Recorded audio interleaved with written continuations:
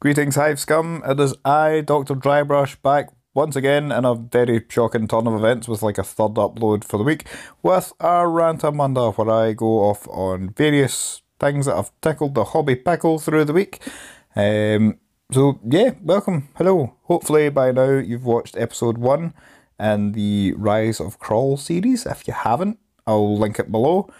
So go check that out and then come back, or don't, or listen to this, then go. Either way, do one of these things. Either listen to this and then go watch it, or watch it and then come and listen to this, because one will help explain the other. He explained poorly. So, bit of background on the Rise of Kroll mini-series. Essentially, the inspiration comes from the Warriors. So if you've seen that film, then you'll get the rough idea, and that one gang is the protagonist and they are venturing through various gang territories to accomplish an end goal. And the Warriors, they're trying to get home. And this, from the end, if you've seen game 1, great. If you've not, spoilers ahead, so you've been warned. So don't listen anymore or skip ahead, whatever. So end of game 1, Kroll's boys smash the Enforcer to bits, and they find some information that the corrupt Enforcer was given to his employers in House Escher, specifically to the Valkyries of Hive Kyrios. Let me know what you think about that gang. First kind of kit bash, conversion-y, green stuffy stuff. So yeah, I think it's turned out quite well. Various bits of inspiration from across the internet. Pinterest being the main source of these things, but anyway, odd tangent. So the information that was going from the corrupted Enforcer to House Escher was relating to a large shipment which is set to leave through the Ash Gate of Hive Kyrios further down the line, and as yet undisclosed date. So Kroll and the boys have managed to obtain this information, and Kroll, being a tad ego-driven, is now setting off on a rampage through various gang territories within the Underhive of Hive Kyrios to equip himself suitably to go and get this shipment and cash it in, essentially. The gangers and juvs that follow Kroll around are kind of defecting from the main leadership of their gang, because they are very much of the opinion that if you are bigger and stronger and more jacked and tan, you are automatically in charge of anything House Goliath. So that's why they're following this stimmer around. So there's potential conflict to come later on between the gang leader and our protagonist Kroll, but I'll leave that as a wee surprise further down the line. The campaign is set up for smaller gangs. It's kind of based off the Gang Raid PDF / booklet that came out in some White Dwarf forever ago. You'll be able to find a copy somewhere on the internet. If you're struggling, head over to yaktribe.games, yaktribe.games. Go join in the forums there. Probably someday, somewhere, I'll have a copy of it for you to look at. So the gangs are all smaller gangs. There are no leaders in any gang that's featured throughout this campaign. There is one champion and as many juvs, gangers and prospects as you can fit in with the 700 credits. So it makes games very, very fast paced, very, very quick in terms of getting to the action, because with the smaller gang size, there's inherently a smaller board size, so we're just going. Some of the scenarios have got custom boards, but generally it's a 2x2 square, so it's if you've got the Dark Uprising fold-out map, that's more than big enough and you can run this kind of campaign yourself. And if you find the Gang Raids supplement, there is a difference with the bottle test, so instead of rolling a d6 and adding out of action, serious legend, all that kind of stuff, I think it's d3 if memory serves. I don't have the thing in front of me, but basically it's more proportionate to the smaller size of the gangs. The experience will still just be regularly gaining experience. Take someone out of action, gain experience. Because there isn't leaders in it, there isn't the opportunity to gain the experience from killing the leader, but just taking people out of action gains your experience that way. Obviously, when the new rulebook, I'll go into that in a minute, when the core rule thing comes out and those rules have changed, it might be a bit confusing watching these videos, but that's why, because the core rulebook isn't out at the point of these ones coming out, so I can't really go back in time and change it, and I will probably just finish off the series with the rules that are currently being played with it, regardless of when the rulebook comes out, just for a bit of consistency. In terms of generating credits, the whole concept is smash heads, get creds. So you'll see at the end of game 1, again, if you haven't watched it, go watch it, come back, this will make sense. So you'll see it's D3 times 10 credits. So the credit system works off of how many people are taken out of action of the opposing gang. So say you are House Goliath playing your mate's House Escher, and House Escher take out 3 Goliaths, and House Goliath take out 6 Escher, just for talking's sake. So Goliath would get D6 times 10, and Escher would get D3 times 10. Where it becomes difficult is when it's 4s or 5s. So it would be D3 plus 1 times 10, or D3 plus 2 times 10. Hopefully that makes sense. If it doesn't, I'm really sorry, but it makes sense to me. So essentially you're getting DX, not to be confused with the late 90s, early 2000s wrestling phenomenons featuring X-Pac and Triple H and the Road Dogg. 10 points if you remember that. But yeah, don't confuse it with the DX Express, but it's DX, X being the number of out of action gangers, times 10 credits. Make sense? Kinda? Hopefully. The thing with this story system as well is because I can follow one gang start to finish, with this being the Rise of Kroll, this is focusing on Kroll and Kroll's boys going through the Underhive to achieve their objectives. But that's not to say that the likes of, I couldn't go back and then follow what happens to the Valkyries after their encounter with Kroll's boys and then go off along their storyline. Game 2 is Kroll's boys versus the Rustmuts. The Rustmuts are representatives of House Orlok, so whatever the outcome of that game is, we could follow House Orlok and then see where their story path goes. There's loads of scope to kind of go out on tangents with the other gangs and follow their path and then come back. And likewise with the last community event, as I was saying then, the Hive is a massive place. I can't keep tabs on what's going on all over the place. It exists in my head. So if you've got gangs that you like playing and you want to tell me some stories that have happened in Hive Curios, go for it. Send me an email. My email's not hard to find. I think it's just drdrybrush@gmail.com. So you can send me an email. Couple of pictures are always welcome. It's always cool just to see what's going on out there and the broader Underhive. And the reason we've moved to Hive Curios is because if you followed the Dark Uprising campaign, you'll know that Hive Galatis is in somewhat of a state of disrepair. There may or may not have been a little bit of a purge. So yeah, we'll probably leave that place alone for a little bit. Not to say we won't go back to it, but we'll leave it alone for the time being.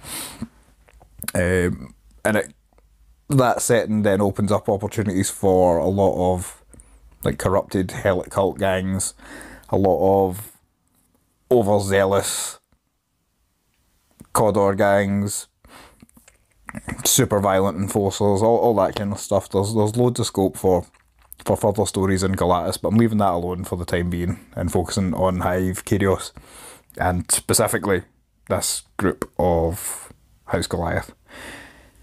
So yeah, hopefully all that kind of makes sense. If you get any questions about the campaign, then stick it in the comments below and I'll try and get back to you. If I don't get back to you in the comments, then at whatever time the next Rantomunda comes out. Again, don't expect this to be an actual release schedule. This has been a very, very productive couple of weeks for me with YouTubey stuff.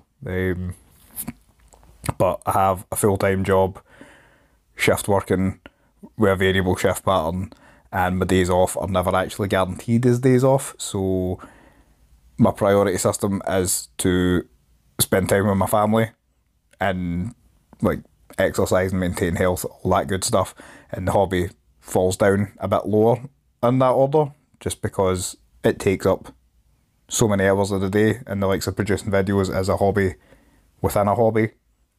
If that makes sense. Hopefully that makes sense. I feel like I'm bad at explaining stuff today, but yeah. So I've also had a wee further think on the core rules that are coming out. So if you don't know, go to Warhammer Community, just search Necromunda and you'll see a bit about the new core rulebook coming out. So I've thought about it a bit more since the last rant. I think overall it's probably quite good. Probably quite good. It could be terrible, but probably quite good. And I think now is a really good time for, if you've been vaguely interested in Necromunda, if you're like, oh, I'd like to start, but I know there's loads of books and everything's all over the place, and then I need that book and this book and that book and that book, like kind of like 9th edition 40k, you needed 18 books and 500 PDFs and everything else.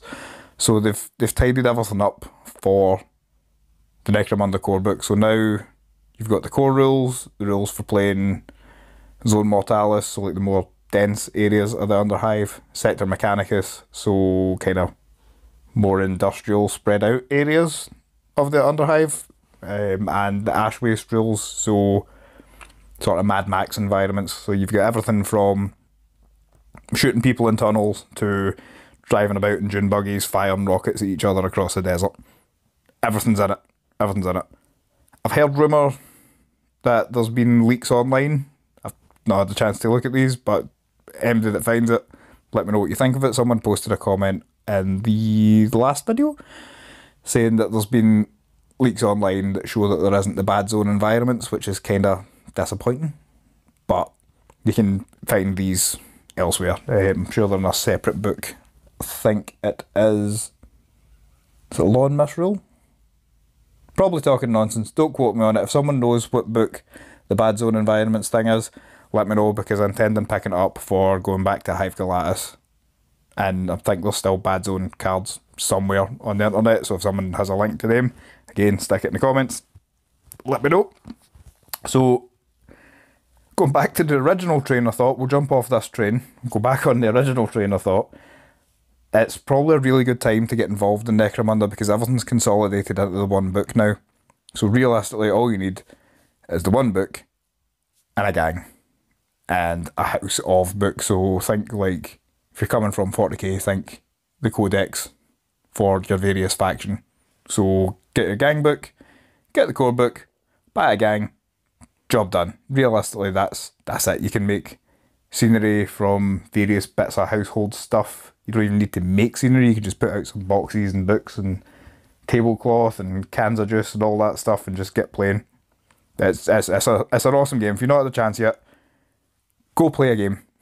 just find someone who, you know, plays the game, ask to borrow a gang, go for it. Great fun. Great fun. It's a lot crunchier than Kill Team.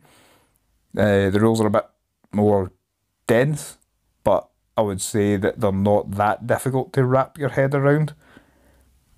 It might just be me, but I've been in the hobby since 3rd edition 40k, so played 3rd, 7th, bit of 8th, 9th until 9th got stupid, and I still don't know how I feel about 10th. If anybody's played 10th, let me know, but it seems to really be leaning more towards the competitive thing, and that's fine, but competitive miniature games just isn't for me.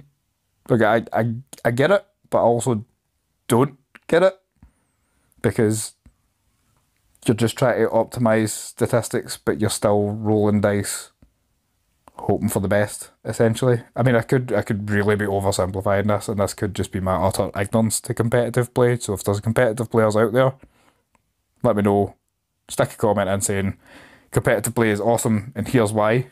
Because I'm not against it, it's not for me. Like, I just like playing with toys and rolling dice and telling stories. But anyway, the point that I'm making is that 40k is starting to really drive home this everything must be balanced, everything has to be like a 50% win rate, and everything has to be super balanced, and that's how we make competitiveness and everything else, whereas Necromunda is wildly unbalanced, silly mess. It's ridiculous. It's an absolutely wildly unbalanced game, and if you are a knob, you can go full send and make the cheesiest gang in the world and lose friends. If that's how you want to play, go for it. Or if that's the playgroup that you're in and that's how they want to play, go for it.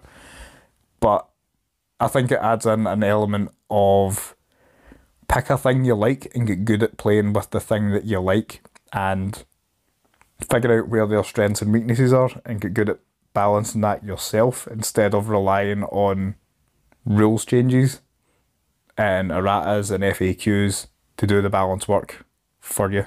So if you're looking for something that is a bit more rough and ready, a bit more wild and a bit more granular with the rules, I would argue a lot more narrative focused and a lot more fun, then give Necromunda a try, because as I said, now it's really the time to get involved in the game because of all the new rules and stuff coming out. Again, let me know what your opinion is on how wildly unbalanced and a god-awful, broken, terrible mess Necromunda is or can be, because I like it. I think it's great. I just love the absolute silliness of it. But that's not to say that there isn't a time and a place for balance. So don't be that guy and misconstrue what I'm saying as, oh, balance is evil, all that kind of stuff. But yeah, I like that Necromunda's a bit unhinged and crazy. And there's clearly some turbo gang builds that you can go down, but your turbo gang might also be really unlucky and get set in fire and fall off a bridge, and then your super duper uber ganger just lands in his head and dies, and that's him. That's just how that works. So yeah, let me know what you guys think. Like I like its unbalanced messiness. So that's kind of what's been tickling the hobby Pickle since the last Rantomunda. So I think the hobby Pickle is now detickled. That's really difficult to say. Hobby Pickle detickled. Tickling the hobby Pickle detickler. Tickle Pickle detickle. Yeah, I'm not doing that anymore. So the hobby Pickle has now been detickled, and if you need a bit of a palate cleanser in terms of hobby stuff, you're just going to start like mentioning other channels that you should give a wee look if you don't already, if you don't know about them. I'm not saying I'm some kind of YouTube connoisseur and that my taste is immaculate. Some of these channels you might like, some of them you might not like. Very different from content I produce, but also quite similar in general attitude to it.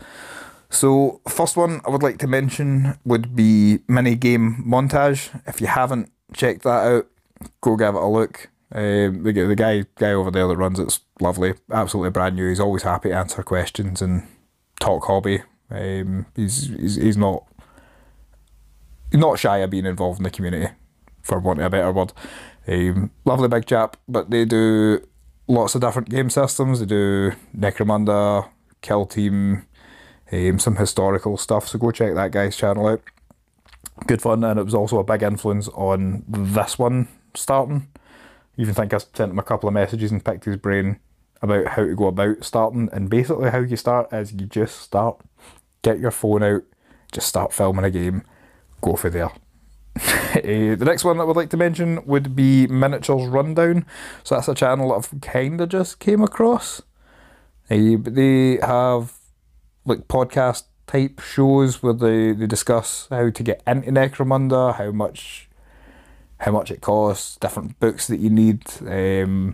They've got a thoughts and views video on the core rules coming out as well that was uploaded maybe about 5-6 days ago, so go check that out as well. Again, seems like a lovely channel. Chances are you will know more about them than I do, but yeah, go check them out. Another couple I would like to mention would be the ever fantastic Commander Cheapskate.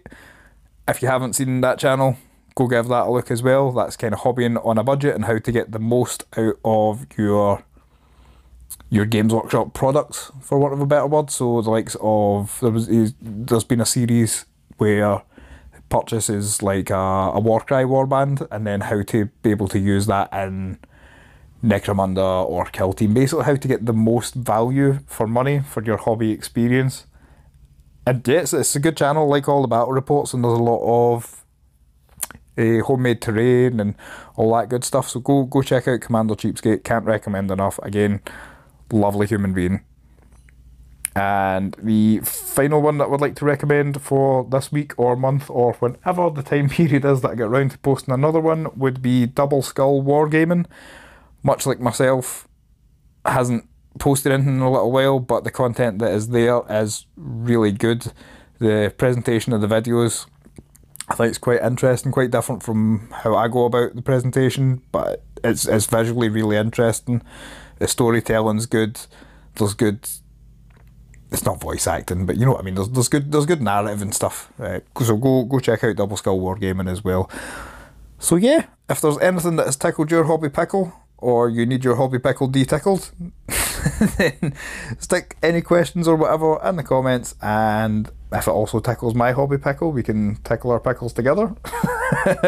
And I'll post the next video, and hopefully in the meantime I don't end up on some kind of register somewhere. Until then, I will see you in the next one, and don't forget to like and subscribe to the channel.